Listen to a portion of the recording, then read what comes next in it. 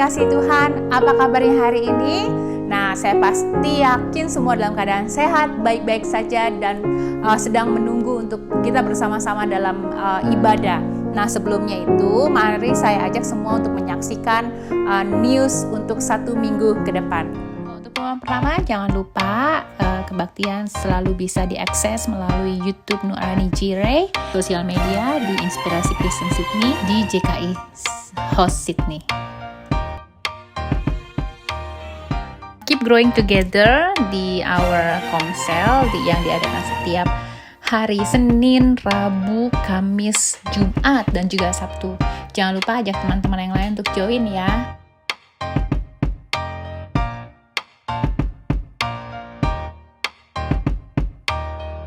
Doa syafaat akan diadakan setiap hari Rabu jam 10.30. Kontak person dengan Pastor Nur. Nah, adik-adik jangan lupa untuk tetap mengikuti Sunday School di jam 10 dengan Kak Yo. Ayo parents jangan lupa ya untuk anak-anaknya di encourage to meet. Nah, kita juga punya program discipleship nih buat anak-anak youth. Jangan lupa bisa menghubungi Pastor Yo. Bagi yang ingin memberikan persepuluhan, persembahan kasih, apapun itu bentuknya, silakan mentransfer pada account di layar berikut. Mari kita sama-sama bersatu di dalam doa untuk persembahan kita maupun juga untuk kebaktian yang akan dimulai. Terima kasih Tuhan, kami mengucap syukur berkati semua anak-anak-Mu yang sudah memberikan persembahan Tuhan, apapun yang mereka upayakan Tuhan untuk memperluas kerajaan-Mu. Engkau berkati hasil pekerjaan tangan mereka ya Bapa. Terima kasih berkati juga hamba-hamba-Mu Tuhan yang mengolah ya Bapa. Tuhan, kami memulai kebaktian ini Tuhan dari awal pertengahan akhirnya kami serahkan ke dalam tangan-Mu, biar Engkau berbicara lebih banyak lagi kepada kami Tuhan, walaupun melalui Tuhan platform online kami percaya hadirat Allah dinyatakan Tuhan. Terima kasih Engkau berkati setiap pelayan-pelayan Tuhan, Engkau berkati setiap kami Tuhan yang beribadah bersama-sama ya Bapa. In the name of Jesus kami berdoa dan kami siap untuk beribadah bersama-sama. Haleluya, amin. Mari kita tepuk tangan, kita semangat lagi untuk memuji Tuhan. Amin. Amin.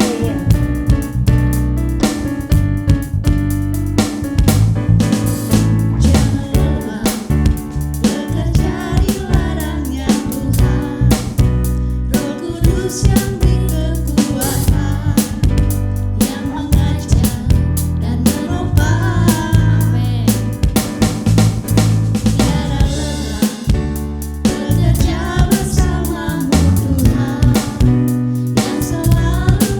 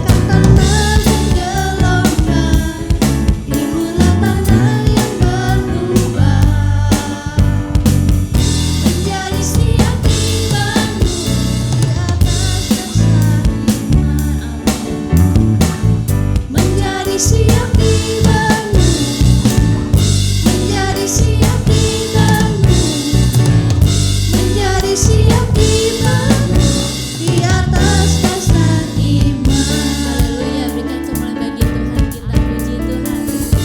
Mari kita jangan lelah begitu. Amin. Kita harus semangat untuk lebih lagi memuji Tuhan. Yesus kekasih jiwaku. Amin. Puji Yesus. Jiwaku, sungguh ku percaya padamu, karena kasih-Mu padaku, Kau tebus dosaku. Amin. Dari terbitnya matahari dan sampai terbenamnya, ku angkat lagu pujian, tinggikan nama-Mu. Dengan genang ku puji dengan kecapi. Oh, ku bernyanyi, haleluya, Yesus kekasihku. Amin. Sekalian kepujian. Jiwaku, sungguh ku percaya padamu, karena kasih-Mu padaku, Kau tebus dosaku. Dari terbitnya matahari dan sampai terbenamnya, ku angkat lagu pujian, tinggikan nama-Mu. Dengan genang ku puji dengan kecapi. Oh, ku bernyanyi, haleluya, Yesus kekasihku. Dengan genang ku puji dengan kecapi.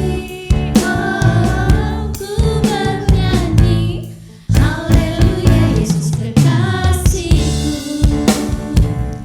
Ku bernyanyi, haleluya, Yesus kekasihku. Ku bernyanyi, haleluya, Yesus kekasihku.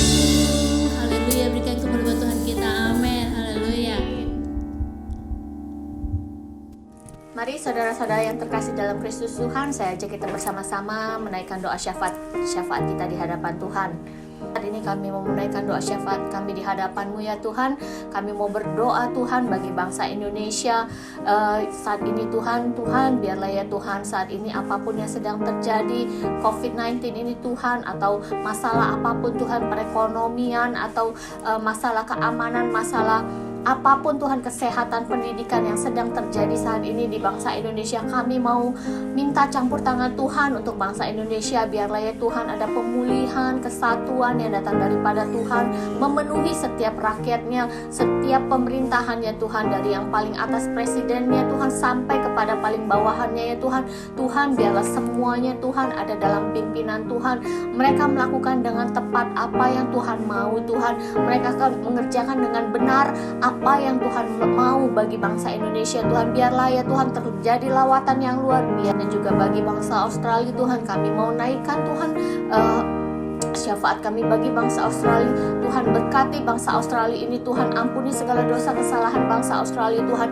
Biarlah ya Tuhan setiap ketetapan yang ditetapkan oleh pemerintahan bangsa Australia ini Tuhan, itu semua bagi kemakmuran rakyatnya Tuhan, bagi kebaikan bagi rakyatnya Tuhan, dan mereka melakukan dengan tepat seperti yang Tuhan mau. Setiap sistem pemerintahan yang ditetapkan itu sesuai dengan kehendak Tuhan saja.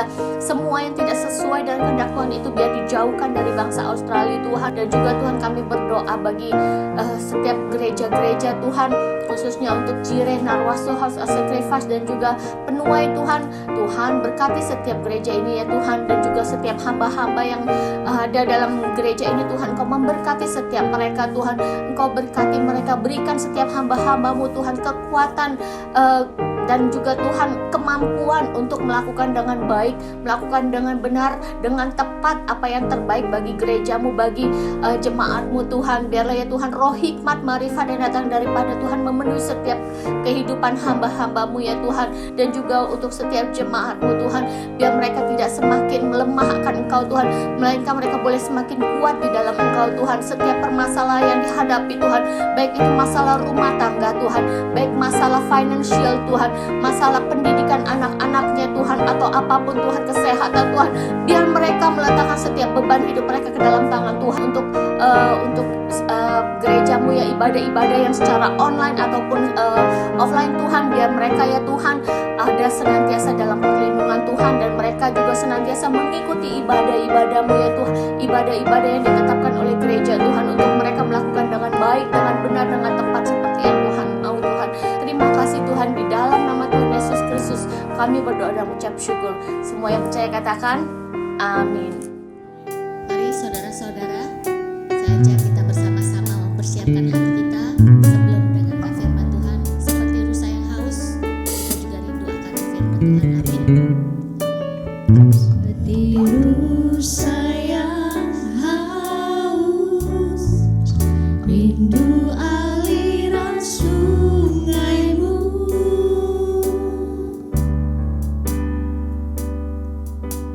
Hatiku tak tahan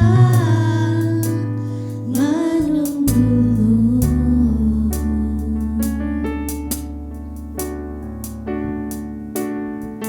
Bagai tanah gersang menanti datangnya hujan.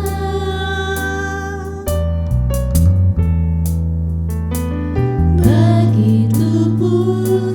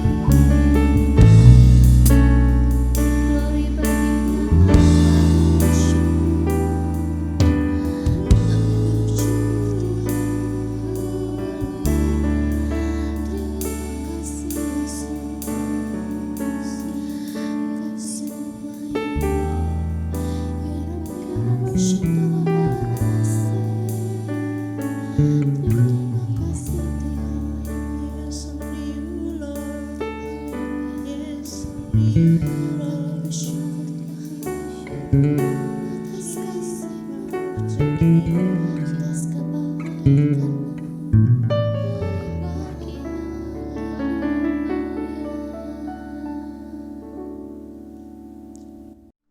Shalom saudaraku yang dikasihi Tuhan, luar biasa sekali hari ini kita boleh diberi kesempatan untuk memuji Tuhan. I hope that God's presence in your living room. Terima kasih untuk tim Present Worship hari ini sudah memimpin dalam pujian penyembahan. Hari ini kita mau sama-sama merenungkan firman Tuhan. Sebelum saya mulai, saya ajak kita sama-sama berdoa. Bapa, kami bersyukur oleh karena kemurahan Tuhan yang luar biasa, kami sudah diperkenankan Tuhan untuk memuliakan nama-Mu, menyembah Tuhan, dan bahkan di antara kami Tuhan, mungkin kami menikmati fellowship Tuhan dalam visitation yang dilakukan. Tuhan, saat ini kami mau siap merenungkan firman Tuhan. Mari Tuhan buka hati pikiran kami untuk kami mengerti, kami boleh paham akan kebenaran firman Tuhan. Kami penuh dengan keterbatasan, tapi Roh Kudus bisa menjelaskan lebih dalam lagi dalam setiap hati kami. Di dalam nama Tuhan Yesus kami berucap syukur. Haleluya, amin. Amin. Bapak Ibu, Shalom, saya ucapkan lagi selamat hari Minggu, dan saya berharap supaya Bapak Ibu juga tetap semangat, saudara-saudaraku sekalian, anak-anak muda tetap semangat menghadapi masa-masa seperti ini ya. Meskipun tidak seperti biasanya kita diperhadapkan di masa-masa sulit saat ini, tapi tetap percaya Tuhan Yesus senantiasa ada bersama-sama dengan kita. Puji Tuhan, hari ini saya mau mengajak kita sama-sama merenungkan firman Tuhan dalam kitab Nehemia 2 ayat 11 sampai 20. Mungkin beberapa dari kita sangat akrab dengan nama Nehemia. Nehemia ini seorang, kalau bisa dibilang dia adalah seorang bupati ya, seorang bupati pada masa Persian Judea. Untuk lebih jelasnya, mari kita sama-sama simak dalam Nehemia 2 ayat 11 sampai 20. Firman Tuhan mengatakan, "Maka tibalah aku di Yerusalem. Sesudah 3 hari aku di sana, bangunlah aku pada malam hari bersama-sama beberapa orang saja yang menyertai aku. Aku tidak diberitahukan kepada siapapun rencana yang akan kulakukan untuk Yerusalem yang diberikan Allahku dalam hatiku. Juga tak ada binatang kepadaku kecuali yang kutunggangi. Demikianlah pada malam hari aku keluar melalui pintu gerbang Lebak ke jurusan mata air ular naga dan pintu gerbang sampah. Aku menyelidiki dengan seksama tembok-tembok Yerusalem yang telah terbongkar dan pintu-pintu gerbangnya yang habis dimakan api. Lalu aku meneruskan perjalananku ke pintu gerbang mata air dan ke kolam raja. Karena binatang yang kutunggangi tidak dapat lalu di tempat itu, aku naik ke atas melalui wadi pada malam hari dan menyelidiki dengan seksama tembok itu. Kemudian aku kembali, lalu masuk melalui pintu gerbang Lebak. Demikian aku pulang. Para penguasa tidak tahu kemana aku telah pergi dan apa yang telah kulakukan, karena sampai kini aku belum memberitahukan apa-apa kepada orang Yahudi, baik kepada para imam maupun kepada para pemuka, kepada para penguasa dan para petugas lainnya. Berkatalah aku kepada mereka, kamu lihat kemalangan yang kita alami, yakni Yerusalem telah menjadi reruntuhan dan pintu-pintu gerbangnya telah terbakar. Mari kita bangun kembali tembok Yerusalem supaya kita tidak lagi dicela. Ketika diberitahukan kepada mereka betapa murahnya tangan Allahku yang melindungi aku dan juga apa yang dikatakan raja kepadaku, berkatalah mereka, kami siap untuk membangun. Dan dengan sekuat tenaga mereka mulai melakukan pekerjaan yang baik itu. Puji Tuhan, firman Tuhan hari ini saya beri judul Ada dalam Pernaungan Tuhan. Di sini luar biasa kita belajar dari tokoh Nehemia. Jika kita menyimak lagi dalam pembacaan kita dari ayat yang ke-11 sampai mungkin ayatnya yang ke-17, di situ menceritakan suatu keadaan yang dialami oleh bangsa Israel. Kita melihat di sini orang-orang Yahudi atau orang-orang Israel ini adalah kaum minoritas. Kita melihat Nehemia di sini memiliki suatu otoritas karena dia bekerja dalam duduk dalam kursi pemerintahan, dan dia adalah seorang bupati bagi Persia Judea.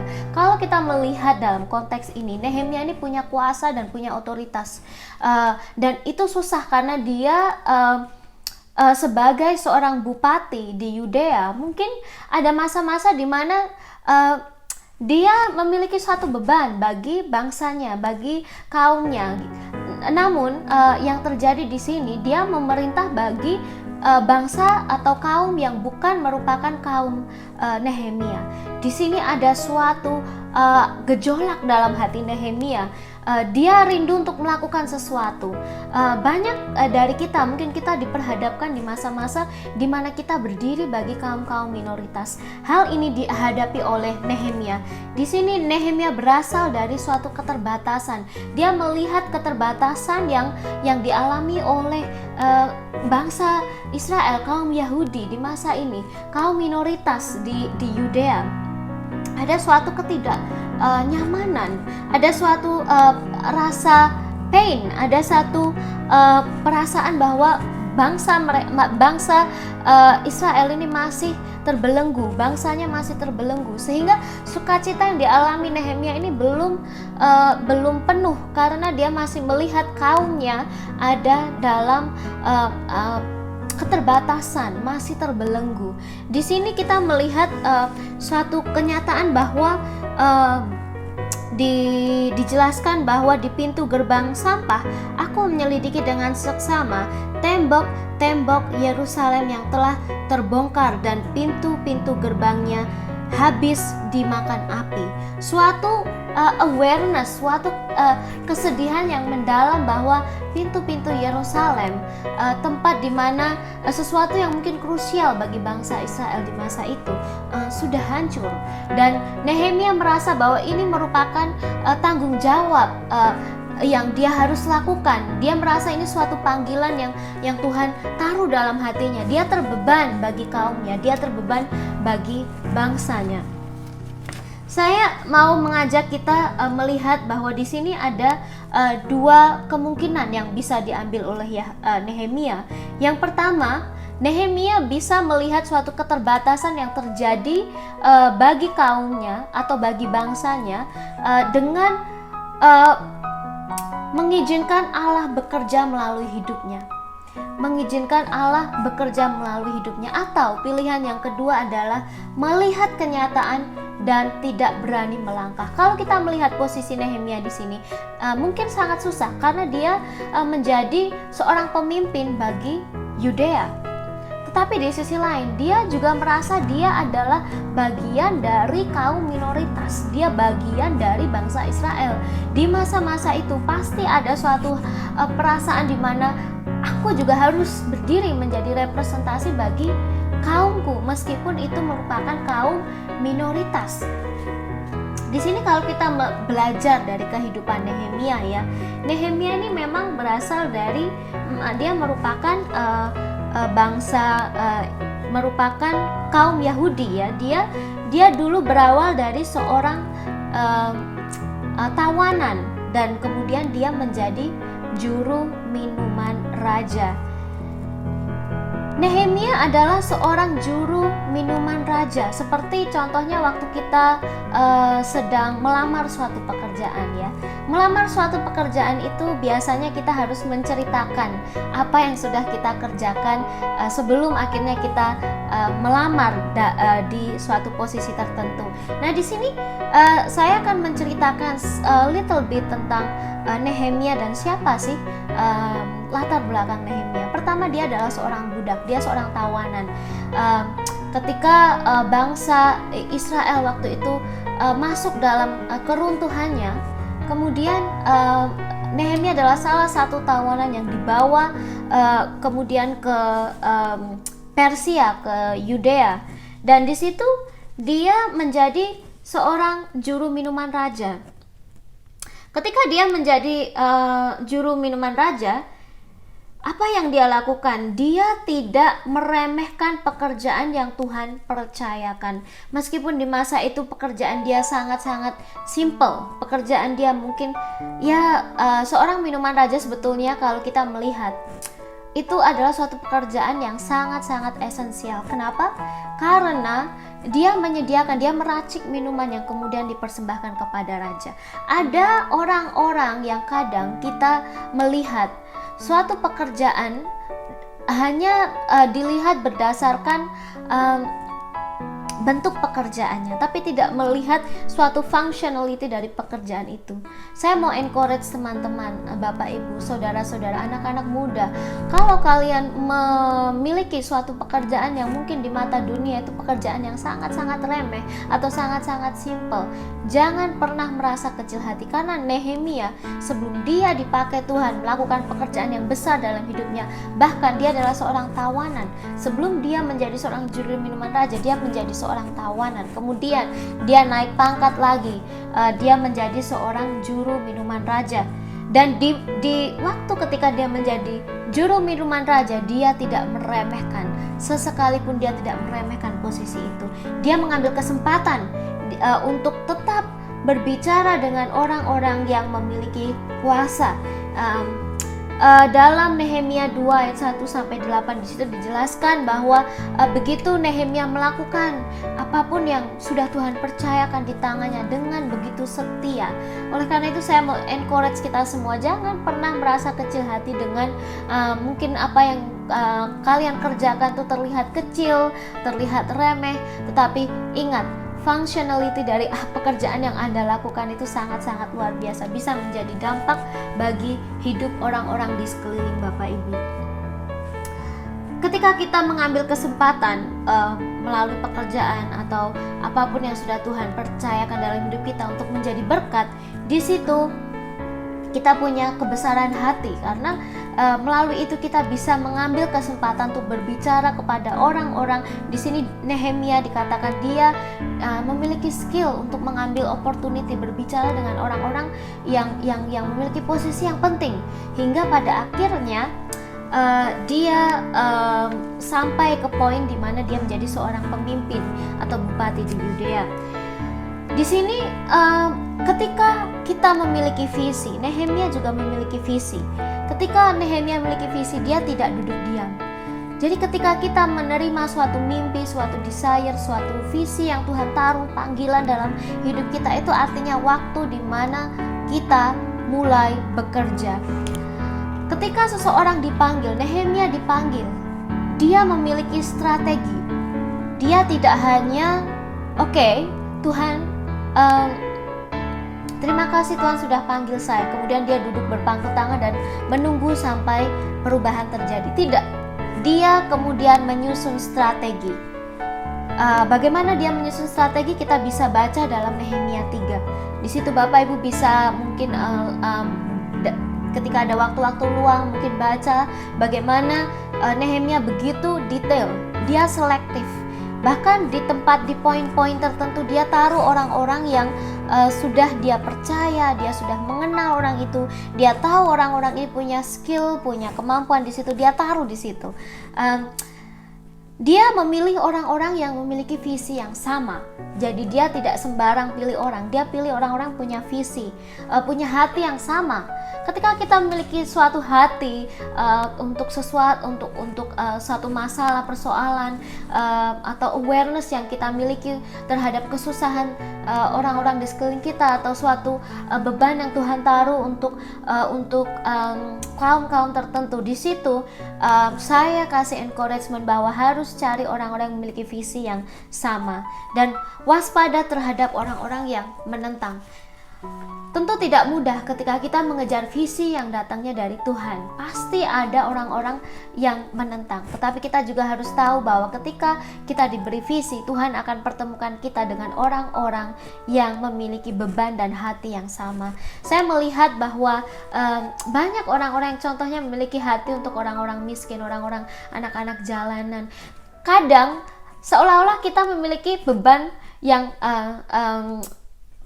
bebannya tuh kita tanggung sendiri. Tapi Bapak Ibu, ketika Bapak Ibu dikasih sesuatu, Tuhan memberi suatu beban dalam hati Bapak Ibu, jangan pernah merasa sendiri, karena Tuhan akan mengirimkan orang-orang yang tepat pada waktunya untuk melakukan visi ini bersama-sama. Kita dipanggil bukan untuk menjadi individu yang bekerja sendiri. Kita dipanggil untuk bekerja di dalam komunitas, bekerja bersama-sama, bergotong royong, seperti budaya Indonesia, gotong royong. Kita juga sebagai anak-anak Tuhan, kita tidak hanya sendiri, kita diberi kepercayaan untuk menjadi bagian dari suatu grup tertentu, suatu komunitas tertentu dengan visi yang sama untuk melakukan panggilan Tuhan, beban yang sudah Tuhan taruh dalam hati kita. Nehemia di sini dia memperhatikan keluhan orang Yahudi. Di Nehemia 5 kita bisa melihat bahwa awal mula Nehemia kemudian membangun tembok membangun tembok Yerusalem ini adalah karena suatu awareness yang dia miliki ya. Jadi dia memperhatikan keluhan orang Yahudi. Nehemia ini adalah seorang figur yang namanya juga dicatat dalam sejarah, tidak hanya di Alkitab, tapi sejarah orang Israel, buku sejarah bangsa Israel, dengan background dia sendiri yang kemudian dari seorang yang tadinya dianggap remeh ya, tapi Tuhan bisa mengangkat dia menjadi seorang bupati. Dia tidak mencari keuntungan sendiri. Dalam Nehemia 5 ayat 14 sampai 19. Di situ kalau kita boleh baca bersama-sama Nehemia 5 ayat 14 sampai 19. Firman Tuhan mengatakan bahwa sejak aku diangkat sebagai bupati di tanah Yehuda, yakni dari tahun ke-20 sampai ke-32 pemerintahan Artasasta, jadi 12 tahun lamanya aku dan saudara-saudaraku tidak pernah mengambil pembagian yang menjadi hak bupati. Tetapi para bupati yang sebelumnya yang mendahului aku sangat memberatkan beban rakyat. Bupati-bupati itu mengambil dari mereka 40 shikal perak sehari untuk bahan makanan dan anggur. Bahkan anak buah mereka merajalela atas rakyat. Tetapi aku berbuat demikian karena aku takut akan Allah. Saudaraku yang dikasihi Tuhan, di sini ada suatu prinsip yang dimiliki oleh kualitas yang dimiliki oleh Nehemia. Bapak Ibu, ketika kita melihat Nehemia dari yang dulunya seorang tawanan, kemudian menjadi seorang juru minuman raja, kemudian menjadi seorang bupati. Di sini kita melihat bahwa regardless apapun posisi yang dimiliki oleh Nehemia, ada suatu kualitas yang dia miliki, bahwa dia takut akan Allah. Bapak Ibu, saya rindu bahwa kehidupan Nehemia ini juga bisa menjadi contoh, bisa menjadi inspirasi dalam hidup kita, bahwa meskipun kita ada dalam suatu posisi yang rendah sampai Tuhan bawa kita ke posisi yang tinggi, jangan sampai kita kehilangan kualitas. Di sini justru Nehemia ketika dia sudah di posisi yang tinggi, dia tetap memiliki kualitas. Dia tidak mengambil bagian yang seharusnya menjadi milik dia, bahwa bupati-bupati pada zaman sebelum dia, mereka mengambil 40 shikal perak dari penghasilan yang seharusnya jadi miliknya. Tetapi Nehemia memutuskan tidak mengambil itu. Kenapa? Karena dia memiliki suatu concern yang besar bahwa ada orang-orang yang lebih memerlukan ini daripada saya. Mungkin ada satu jaminan-jaminan yang sudah Nehemia miliki dalam masa jabatannya. Oleh karena itu, penghasilan yang dia miliki dia alokasikan untuk sesuatu yang lebih untuk orang-orang, untuk kaumnya dia yang pada masa itu lebih memerlukan resource ini. Nah, dia tidak mencari keuntungan untuk diri sendiri. Sekarang saya bertanya, apakah suatu posisi yang tinggi itu menjamin seseorang memiliki kualitas? Tentu saja tidak. Nehemia pasti sudah diawali dengan suatu intimasi dengan Tuhan, sehingga dia punya kualitas dalam kepemimpinannya dia.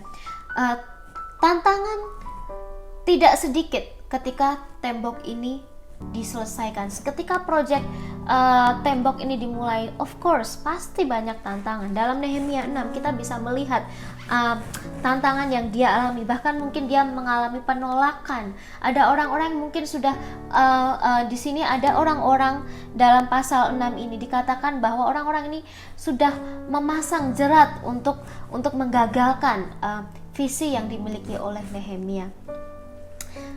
Sangat luar biasa ya, kisah Nehemia ini sangat kalau kita boleh ada kesempatan, Bapak Ibu ada berkesempatan waktu luang, mungkin baca satu kitab Nehemia ini.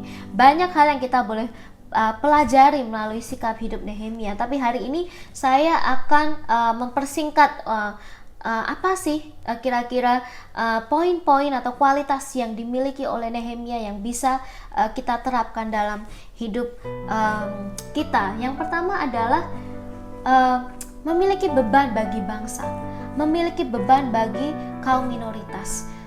Tidak hanya itu, mungkin secara spesifik tidak sebesar bangsa. Mungkin ada beban-beban yang mungkin kecil ya, mungkin keluarga kita, mungkin saudara-saudaraku sekarang melihat kesusahan yang dihadapi oleh keluarga dan kemudian terbeban. Nehemia juga diawali dengan sesuatu yang kecil mungkin, kemudian berujung ke beban yang besar, yaitu bangsa. Dan yang kedua adalah dia memperhatikan keluhan. Dia tidak hanya peduli akan kenyamanan atau kenikmatan dirinya sendiri gitu loh, tapi dia kemudian melihat sekelilingnya dan dia rindu juga hidupnya itu dipakai oleh Tuhan. Dan yang ketiga, kualitas hidup yang dimiliki oleh Nehemia ini adalah dia tidak mencari keuntungan sendiri. Dia tidak mencari keuntungan sendiri. Dia melihat posisi yang sudah Tuhan beri adalah suatu opportunity, adalah suatu resource yang dia bisa gunakan untuk menjadi berkat, menjadi saluran berkat bagi bangsanya. Nah, di sini kita melihat suatu perbandingan di mana Nehemia tadinya dengan keterbatasan yang dimiliki, hanya seorang tawanan, dia mengizinkan Allah bekerja melalui hidupnya dengan 3 kualitas yang dia miliki itu, dari yang dulunya dia seorang tawanan kemudian jadi seorang bupati. 3 kualitas ini tetap stick, tetap remain, tetap melekat dalam hidupnya. Nah, apa yang terjadi dalam bagi bangsa Israel melalui Nehemia ini? Bangsa Israel terlepas dari kesengsaraan. Kemudian bangsa Israel terlepas dari kesengsaraan. Nehemia di sini dia berani bayar harga, Bapak Ibu. Dia berani membayar harga untuk bangsanya, untuk beban, untuk calling, untuk panggilan yang Tuhan taruh dalam hidupnya. Dia juga memiliki suatu ketajaman hati, discernment heart, untuk melihat kesengsaraan di sekelilingnya. Bapak Ibu, saya mau menantang Bapak Ibu dimanapun Bapak Ibu berada saat ini. Pernahkah Bapak Ibu mengizinkan adanya suatu kesensitifan untuk melihat kesengsaraan orang-orang di sekeliling kita? Mungkin bukan kesengsaraan yang seperti di level Nehemia, tapi mungkin mulai dari hal-hal kecil. Mungkin ada sahabat-sahabat kita yang mengalami kesulitan. Kenapa tidak mengawali dengan mendoakan orang ini, atau kemudian menghubungi orang ini, kontak orang ini, menanyakan kabarnya. Ketika kita diingatkan atau mungkin kita diperhadapkan di masa-masa bahwa ada satu teman-teman kita mungkin di Indonesia yang mengalami suatu kesulitan, ini merupakan satu beban bagi kita untuk kita juga mungkin bisa melakukan sesuatu meskipun hanya dengan hal-hal simple yang berdasarkan kapasitas kita. Tapi jadilah orang-orang seperti Nehemia yang mengizinkan Allah untuk bekerja dalam hidupnya, dan melalui hidupnya dia menjadi berkat bagi bangsanya. Dan melalui suatu journey yang panjang dalam hidup Nehemia, dia merasakan bahwa ada suatu pernaungan yang Tuhan sudah kerjakan dalam hidupnya, dan itu pernaungan Tuhan itu tidak hanya dinikmati oleh Nehemia, tetapi juga sekarang dinikmati bagi bangsa Israel. Saya mau bertanya kepada Bapak Ibu sekalian, pernahkah Bapak Ibu di masa-masa seperti ini memiliki hati seperti Nehemia, memiliki hati yang terbeban bagi orang-orang di sekeliling Bapak Ibu? Mungkin kita merasa hidup kita sudah susah, hidup kita sudah sulit, tapi Bapak Ibu tahu bahwa ada orang-orang yang lebih sulit, ada orang-orang yang lebih terbelenggu, orang-orang yang mungkin mengalami insecurity dalam hidupnya. Saya mengajak untuk kita memiliki awareness yang lebih tinggi untuk melihat kesusahan orang-orang di sekeliling kita. Bapak Ibu, jangan hanya memiliki hati untuk concern tentang diri sendiri, tetapi mulai kita expand kapasitas yang Tuhan kasih dalam hidup kita itu untuk mulai menjangkau orang-orang di sekeliling kita. Jangan hanya fokus kepada diri kita sendiri, tetapi mulai melihat orang-orang di sekeliling kita. Nehemia mengizinkan Tuhan melalui untuk diproses. Nehemia ini diproses melalui Nehemia. Sekarang Nehemia boleh membawa suatu transformasi bagi bangsa Israel yang tadinya kaum minoritas dan mungkin kesejahteraan bangsa Israel tidak ada yang menjamin pada masa itu. Tetapi Nehemia pintar menggunakan kepandaian dia, posisi dia, kemudian menjadi bermanfaat bagi bangsa dan negaranya. Dan saya juga mau encourage bagi kita, milikilah hati yang sensitif, hati yang lembut, di mana Roh Kudus bisa berbicara dalam hati kita supaya kita bisa menjangkau orang-orang di sekeliling kita. Jadi jika minggu-minggu yang lalu kita sudah diingatkan untuk kita boleh tetap memiliki semangat bahwa Tuhan memiliki janji, kita berada di tanah perjanjian. Sekarang mulai waktunya, setelah kita memantapkan hati kita bahwa kita ada dalam suatu pernaungan Tuhan, sekarang mulai untuk meyakinkan juga orang-orang di sekeliling kita bahwa mereka juga ada dalam pernaungan Tuhan melalui perbuatan-perbuatan kita. Saya percaya bahwa Bapak Ibu di tempat ini, di season sekarang ini adalah suatu maksud rencana Tuhan. Jika Tuhan perlengkapi Bapak Ibu, jika Tuhan berikan resources bagi Bapak Ibu, ingat bahwa itu merupakan suatu tools di mana Bapak Ibu juga boleh menjadi berkat untuk orang-orang di sekeliling Bapak Ibu dan saudaraku sekalian. Saya mau menutup khotbah hari ini, sermon hari ini dengan doa. Saya mau berdoa untuk dua kategori grup hari ini. Yang pertama adalah grup teman-teman, saudara-saudara yang mungkin belum pernah mengalami hubungan dengan Tuhan. Mungkin teman-teman tidak percaya siapa Tuhan itu, bahkan tidak percaya bahwa Tuhan itu eksis, atau mungkin teman-teman belum pernah mengalami suatu intimasi dengan Tuhan. Hari ini saya mau memperkenalkan Yesus sebagai Tuhan dan Juru Selamat. Hari ini kita belajar melalui Nehemia yang memiliki hati yang mau surrender, mengizinkan Allah bekerja dalam hidupnya. Saya mau mengajak mungkin teman-teman, jangankan mengizinkan Allah, bahkan Allah saja mungkin teman-teman belum tahu siapa Allah itu. Saya mau memperkenalkan Yesus. Jika teman-teman rindu untuk mengalami hubungan pribadi bersama dengan Tuhan dan mengizinkan Dia bekerja melalui hidupmu saat ini, engkau terbeban dengan orang sekelilingmu tapi engkau tidak tahu bagaimana melakukannya. Mulai dari baby step, mulai dari step ini, terima Tuhan Yesus masuk dalam hidupmu. Mari saya mau berdoa, jika engkau rindu untuk mengalami intimasi dengan Tuhan, dengan Allah, saat ini engkau boleh taruh tanganmu di dada. Jika engkau mungkin merasa malu, mungkin ada orang-orang di sekelilingmu dan engkau merasa tidak nyaman, mungkin lakukan itu in your quiet place, atau mungkin repeat after me dalam hati, tapi izinkan Tuhan untuk tetap bekerja dalam hidupmu. Saya mau berdoa bagi kalian. Bapa kami yang kami muliakan yang bertakhta dalam kerajaan surga, kami bersyukur Tuhan oleh karena kemurahan-Mu yang luar biasa Tuhan. Saat ini kami berdoa bagi teman-teman yang begitu rindu untuk mengalami intimasi bersama dengan Tuhan, mau mengundang Tuhan untuk masuk dalam hidupnya. Saat ini kami undang Tuhan, kami undang ownership yang datangnya dari Tuhan atas hidup mereka Tuhan. Kami mengundang Yesus masuk dalam hati mereka Tuhan saat ini. Hati-hati yang haus, hati-hati yang hancur, hati-hati yang rindu untuk dipulihkan saat ini Tuhan. Hari ini juga Tuhan kami mau mengundang Yesus untuk masuk dalam hidup mereka. Mari Tuhan beracara lebih lagi dalam hidup mereka.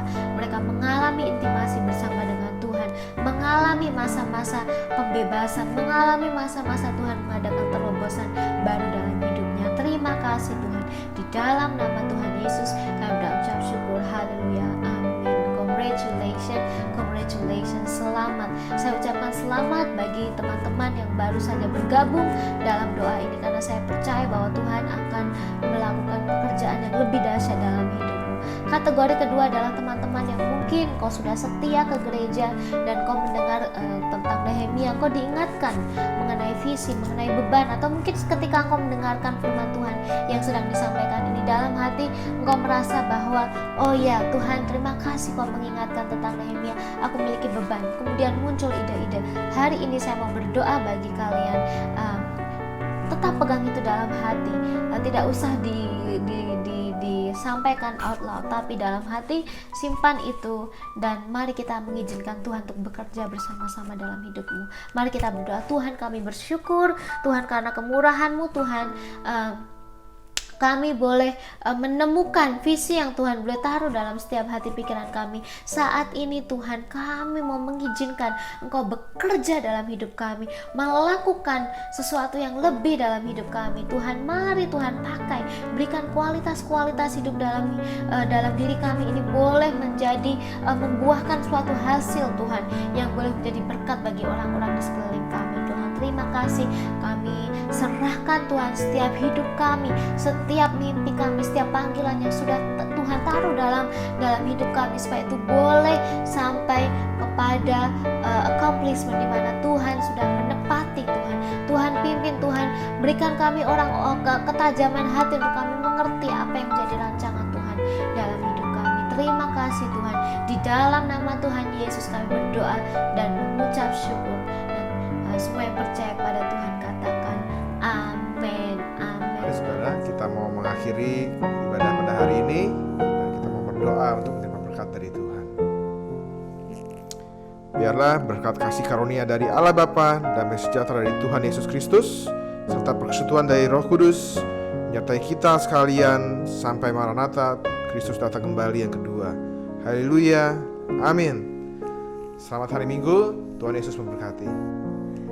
Nah, terima kasih untuk para pelayan Tuhan yang sudah melayani hari ini, baik yang melayani dalam sharing firman Tuhan ataupun dalam pelayanan musician, worship, dan semua pihak-pihak yang sudah bersama-sama melayani. Saya mengucapkan terima kasih, dan saya mengajak semua jemaat untuk tetap on fire dan tetap mencari Tuhan dengan semangat.